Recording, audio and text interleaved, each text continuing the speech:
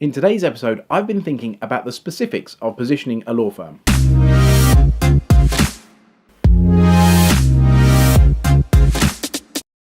So far in this series on positioning, we've defined what positioning is, and we've talked about some of the benefits that a strong position might bring to your firm. Today, I want to start getting deep into the detail of how to develop a new position for your firm, and I'm going to begin by addressing some of the challenges you will probably face along the way. The first and perhaps the biggest challenge you'll face on the road to becoming a strongly positioned firm is your partners.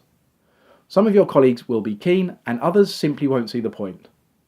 Some will see positioning as a path to a brighter future and others will see it as management mumbo jumbo that's not worth bothering with. As the person driving the process, you'll need to make an honest assessment of your own ability to persuade and bring other people along with you.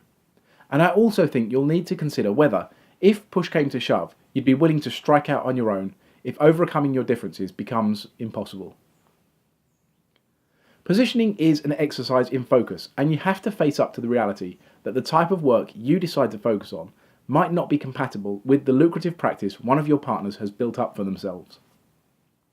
You'll have a hard time crafting a position for your new law firm for eco non-profits if one of your partners is the world's leading advisor to Texan oil barons.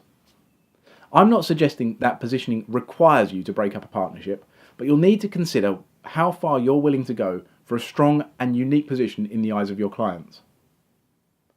The other challenge you might face is resistance from your staff and perhaps even yourself, because you feel that specialising will make your work life boring. On this point, I can speak from experience, and I would encourage you not to worry. My experience of specialising has been that the deeper you go into a specialism, the more it opens up in front of you. There is a huge amount of professional satisfaction to be had by getting to know something really well, perhaps better than anyone else on earth. And the more you know about a topic, the more you can spot the little differences, the subtle nuances that only your experience will let you see. The question to ask yourself is, would you rather be vaguely competent at lots of different things or world-class at one?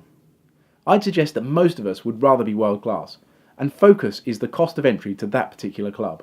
The final question unique to law firms is the rules of practice in your jurisdiction. Whatever business model emerges from your positioning exercise, it has to be allowed under the rules of your jurisdiction.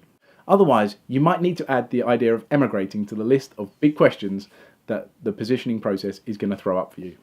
So in summary, we've looked at 3 issues that are unique to positioning law firms. How important is it that your partners agree with you? Do you have the stomach to let opportunities outside your positioning pass you by? And do you understand the practicing rules of your jurisdiction well enough to design a business model that keeps you compliant? In the next episode, we're going to start thinking about the 6 pillars of positioning a law firm: jurisdiction, geography, practice area, client vertical, systems and processes, and personality. Thank you for watching today's episode. Please like, comment, and share if you enjoyed it, and I look forward to seeing you in the next one.